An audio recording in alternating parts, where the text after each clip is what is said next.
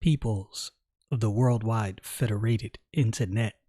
What's good?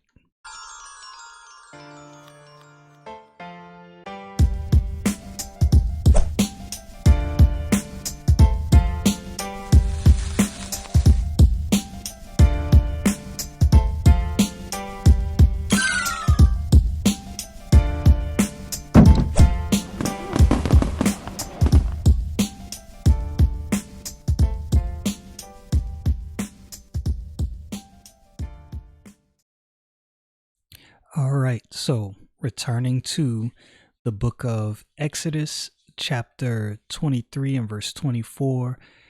I would like to think this is probably going to be a shorter episode today, but you know how that goes. When you think it's going to be shorter, you wind up talking about things you don't intend on talking about. Maybe for those of you who don't podcast, maybe you don't understand that reference.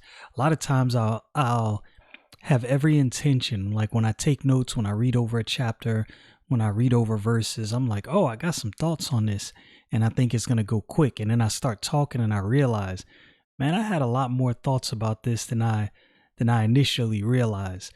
So this is probably going to be a short episode, but don't quote me on that. Y'all know how it goes. Let's get into this. So yesterday we left off in verse 23, where God was talking about his angel going before them. Verse 23, he said, "For mine angel shall go before thee and bring thee in unto the Amorites and the Hittites and the Perizzites and the Canaanites and the Hivites and the Jebusites, and I will cut them off." I went into all of that. Not going to revisit what I said about all of that. Listen to the last episode.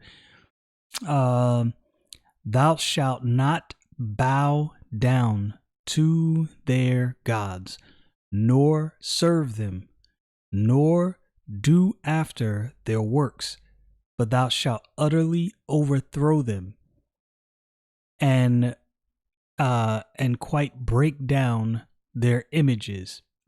Now, kind of revisiting what I said in the last podcast, when you look at what is said, you realize a little bit of the reason of why God is judging these other nations, why he's cutting them off, why the judgment seems so harsh. And this is what critics of the Bible cannot seem to wrap their brain around, can't seem to understand, is that this is not arbitrary.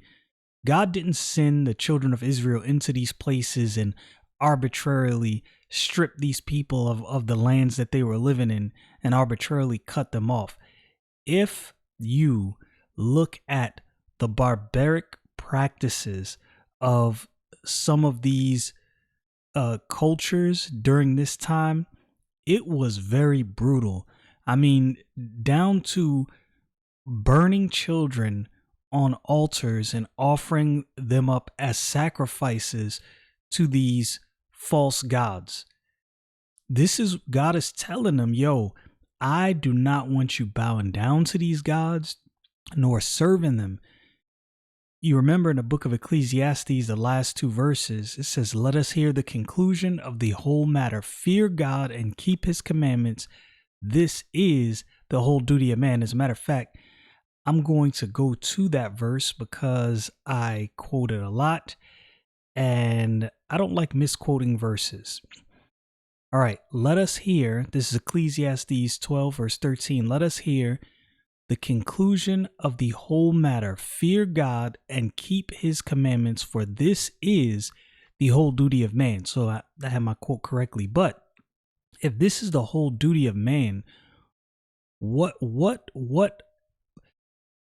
blasphemy it is, knowing that this is the entire duty of man. This is why you were created. And then you go and worship something, some stone, some representation of some animal. And not only that, in worshiping this thing that is not God, you're worshiping the creature rather than worshiping the creator, as stated in the book of Romans chapter 1.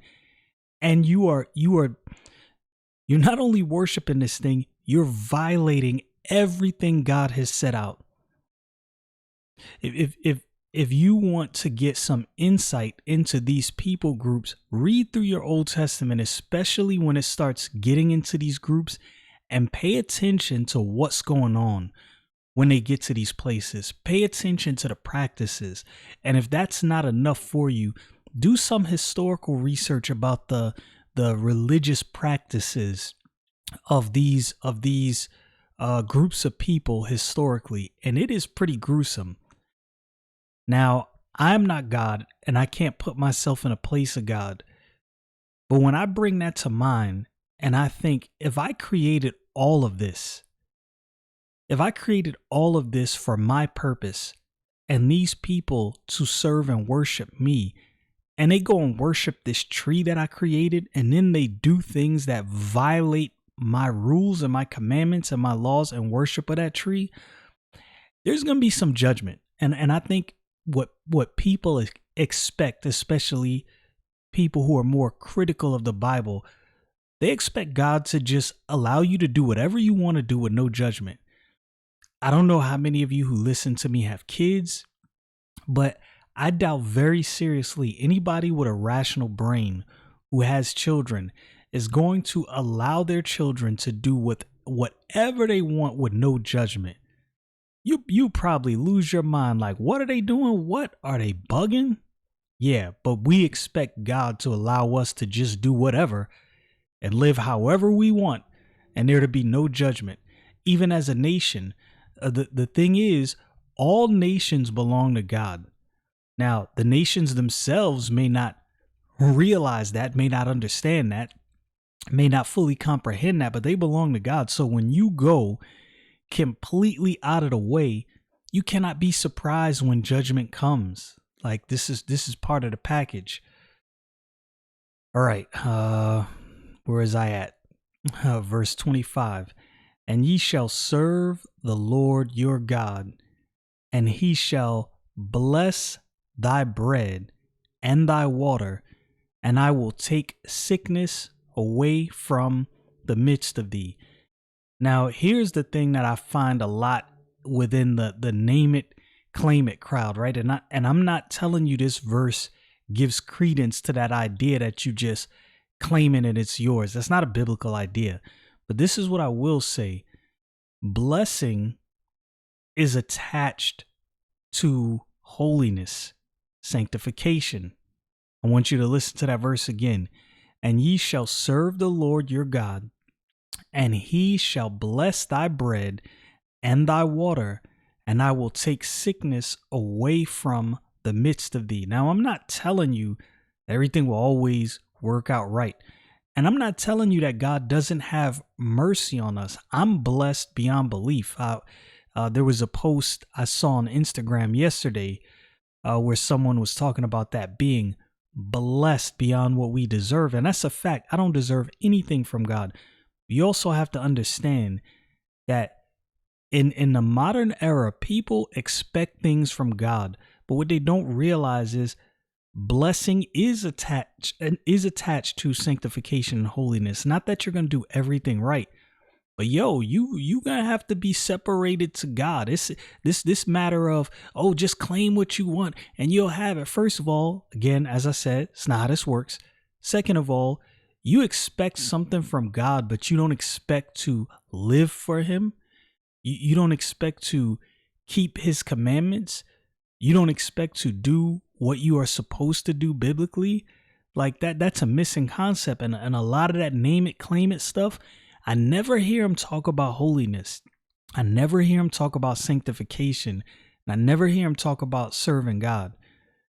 That's when I know, yeah, this is off the rails. There shall nothing cast their young, nor be barren in thy land.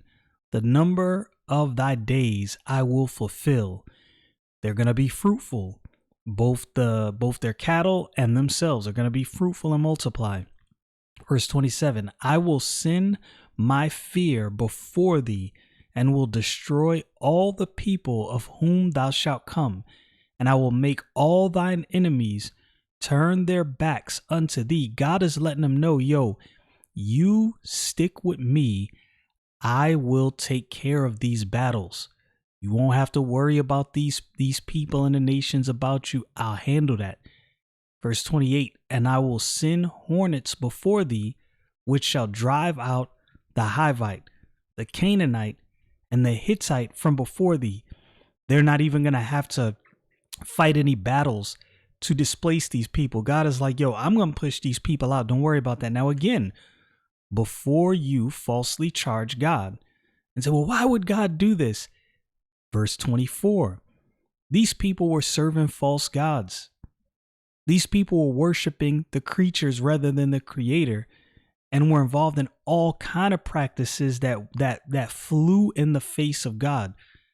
So this is God's judgment on them. As I said before, when you view the Old Testament, if you only view it through the lens of God dealing with the children of Israel, not realizing that the earth is the Lord's and the fullness thereof, all of these nations belong to God, not just Israel. Israel is the nation God set apart to show himself. It's not that these were special people, like there was something so unique about them that everybody else didn't have. This is just the people God chose and pulled apart to show the world something.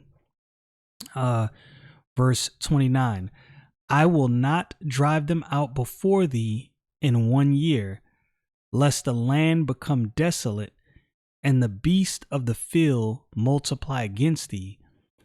By little and little I will drive them out from before thee, until thou be increased and inherit the land. This is going to be over time. It's not going to be overnight. God is letting them know. Verse 31, and I will set thy bonds from the Red Sea even unto the sea of the Philistines, and from the desert unto the river, for I will deliver the inhabitants of the land into your hand, and thou shalt drive them out before thee. Thou shalt make no covenant with them, nor with their gods. God is letting them know, yo, look, these people are corrupt. I don't want you to set any kind of alliances with them. Completely separate yourself. You don't want no parts of this. This is a concept that even flows through the New Testament. I make my best effort to be friendly with everyone. I make my best effort to show myself friendly, to be a kind person, right? I want to love my neighbor as myself, but I also make an effort to watch very closely who I'm in alignment with. Because if something is completely antithetical to God, I try my best to say, all right, I have to tread lightly, but make sure that I don't align myself with something that's definitely going in the opposite direction God is going in. Verse 33, they shall not dwell in thy land, lest they make thee sin against me. For if thou serve their gods, I will surely be a snare unto thee. God gave the children of Israel the formula for success. And it's not just the children of Israel. This formula for success applies to them, it applies to us, and it applies to every other nation to ever exist. How many nations have listened? How many nations have gone astray? You want to see the principle of God's blessing and God's hand of judgment played out? Look through history. Look through nations. See what these nations have done and see the direction these nations have gone in. You can go in the Bible. You can see what happened with the children of Israel. And again, as I read the Bible, the older I get, the longer I've been saved, the more I realize the way I looked at the Old Testament early on was so backwards. Because what I looked at is, oh, this is all about the children of Israel. No, the Old Testament is all about all of us, all the nations, Jews and Gentiles. You can easily miss that if you're not paying attention. Yes, the Hebrew people is the lineage by which came the Lord Jesus Christ, King of Kings, Lord of Lords, God manifest in flesh. The children of Israel are the people group that God used throughout history to show the world things. But the thing is, God was dealing with the whole world, not just the children of Israel. And when you understand that, you realize that none of us have any excuse. God is dealing with the whole entire planet, not just one group of people. But if you read your Old Testament and you don't really pay attention, that's what will be in your mind, and you will be sadly mistaken. Y'all know what it is. Stay frosty, people.